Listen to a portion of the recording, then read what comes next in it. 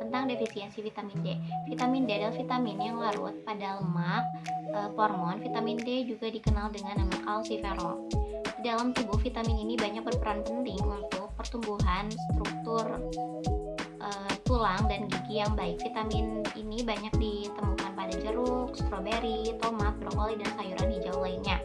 Terdapat dua bentuk aktif di dalam vitamin ini. Yang pertama ada vitamin D2 atau dikenal juga dengan nama ergokalsiferol. Ini berasal dari turunan senyawa kolesterol yang banyak ditemukan pada ragi dan tanaman. Yang kedua ada vitamin D3 atau dikenal dengan kolekalsiferol, sendiri berasal dari turunan senyawa 7-dehidrokolesterol. Aktivitas vitamin D dilakukan oleh hormon paratiroid. Golongan vitamin D inilah yang paling banyak ditemukan pada kulit manusia. Pada ginjal, vitamin D dikonferensikan menjadi bentuk aktif yang disebut 1,25 dihidroksiholekalsiferol. Sekian yang saya dapat sampaikan. Materi selanjutnya akan disampaikan oleh rekan saya yang bernama Sri. Kepada Sri dipersilahkan.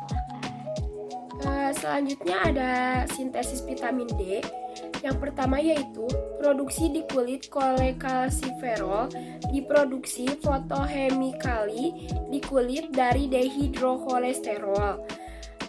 Dehidrokolesterol ini diproduksi dalam jumlah yang relatif besar di kulit hewan vertebrata termasuk manusia. Yang kedua yaitu ada sintesis mekanisme dehidrokolesterol turunan kolesterol adalah fotoholizer oleh cahaya ultraungu dalam reaksi elektrolit kontratori. Elektron produk ini free vitamin D3, free vitamin D, kemudian secara spontan isomerizes vitamin D3 di antara facial hydrida. Selain itu juga ada zat yang berhubungan dengan vitamin D. Vitamin D2 yang dihasilkan oleh radiasi ersoterol atau dalam tumbuh-tumbuhan secara artifisial dengan sinar ultraviolet. Yang kedua yaitu vitamin D3 yang dihasilkan oleh radiasi pada kulit manusia dengan komponen ultraviolet sinar matahari, dan juga terdapat secara alamiah pada sumber makanan hewani. Kolekalsiferol dikonversi di dalam hati dan mungkin usus menjadi OH kolekalsiferol. Selanjutnya, saya akan menjelaskan fungsi atau peranan vitamin D di dalam tubuh. Kalian juga tahu vitamin D itu sangat banyak manfaatnya ya. Nah, di sini saya akan menjelaskan vitamin D di dalam tubuh. Vitamin D dapat membentuk struktur tulang dan gigi yang kuat.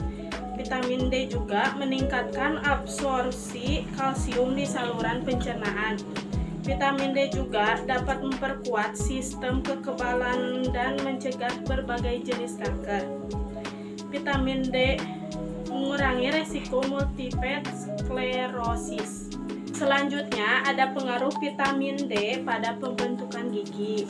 Vitamin D berpengaruh pada perletakan garam kalsium yang merupakan komponen utama dari jaringan-jaringan keras gigi seperti email, dentin, dan sementum. Pada defisiensi vitamin D terjadi hambatan klasifikasi jaringan-jaringan keras ini sehingga menjadi email, dentin, dan sementum yang kurang mengandung garam kalsium atau osteoporotik.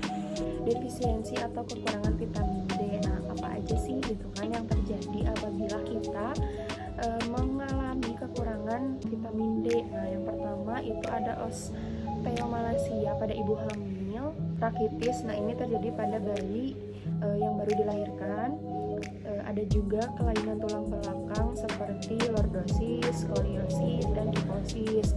Dan selanjutnya ada kelainan bentuk kaki seperti bentuk kakinya itu O atau X. Nah, selanjutnya kalian juga mengetahui ya, lansia atau orang yang sudah cukup umur pasti akan gampang terkena berbagai penyakit gitu kan. Nah, salah satunya itu lansia juga beresiko tinggi mengalami defisiensi atau kekurangan vitamin D. Nah, yang dimana mengakibatkan mereka cenderung mengkonsumsi vitamin D kurang dari yang mereka perlukan. Nah, yang kedua, pemajanan mereka terhadap sinar matahari terbatas yang sering karena ketidakmampuan fisik untuk keluar rumah. Jadi kan kerataan lansia yang sudah berumur, mereka cenderung berdiam diri di rumah gitu dibandingkan keluar rumah, dikarenakan seperti ketidakmampuan fisik yang mengakibatkan mereka kurang terkena paparan sinar matahari. Dan yang terakhir, metabolisme vitamin D berubah. Baik, selanjutnya ada kekurangan vitamin D pada masa kehamilan. Kekurangan vitamin D selama masa kehamilan berkaitan dengan gangguan metabolisme kalsium pada ibu dan janin. Gangguan ini berupa hipokalsemia dan tetani pada bayi yang baru lahir, hipoplasia enamel gigi bayi, dan osteomalacia pada ibu. Lalu, overdosis atau kelebihan dari vitamin D. Kelebihan vitamin D juga dapat menyebabkan beberapa efek samping yang merusak kesehatan tubuh. Jumlah asupan vitamin D berlebihan dapat menyebabkan tingkat kalsium dalam darah berlebih. Kandungan kalsium yang berlebih ini bisa mengakibatkan beberapa efek negatif seperti gangguan pencernaan, keletihan, pusing, haus yang berlebihan, dan peningkatan intensitas buang air kecil. Dalam kondisi terburuk, hal ini dapat menyebabkan gagal ginjal. Terlalu banyak vitamin D justru bisa mengakibatkan kekeroposan pada tulang. Beberapa peneliti menyatakan bahwa kelebihan vitamin D bisa menyebabkan penurunan kadar vitamin K2 dalam darah. Sedangkan vitamin K2 memiliki fungsi yaitu untuk menjaga kadar kalsium di dalam tulang dan darah. Ini saya akan menjelaskan tentang gejala keracunan vitamin D. Ada nafsu makan hilang, ada mual, ada muntah yang diikuti rasa haus yang luar biasa, kemudian ada meningkatnya frekuensi berkemih, kelelahan, gelisah, dan yang terakhir adalah tekanan darah tinggi.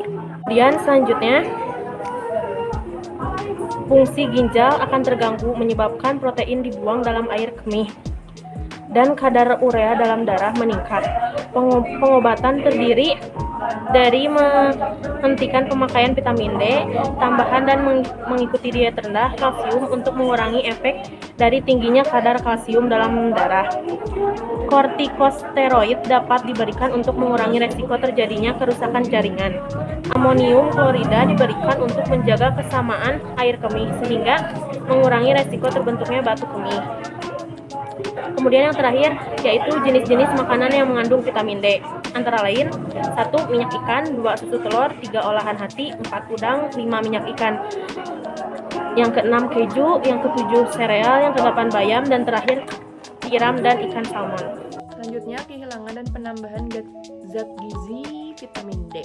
Proses pengolahan dan pemasakan bahan makanan banyak berpengaruh terhadap kandungan zat gizi bahan makanan tersebut, terutama vitamin dan mineral. Tingkat kehilangan zat gizi dipengaruhi oleh beberapa faktor seperti pemasakan, pencucian, penggilingan, kontak dengan udara, dan sebagainya. Selanjutnya ada kebutuhan harian vitamin D. Nah, kebutuhan harian atau kebutuhan rumah tangga agar tidak defisiensi dan overdosis antara lain 600 sampai 800 IU per hari dengan menu 2 butir telur, segelas susu, 5 ekor udang sedang, 1 potong hati ayam, dan semangkuk sayur bayam. Oke, nanti di sini saya akan tampilkan tabel AKG dari vitamin D itu sendiri.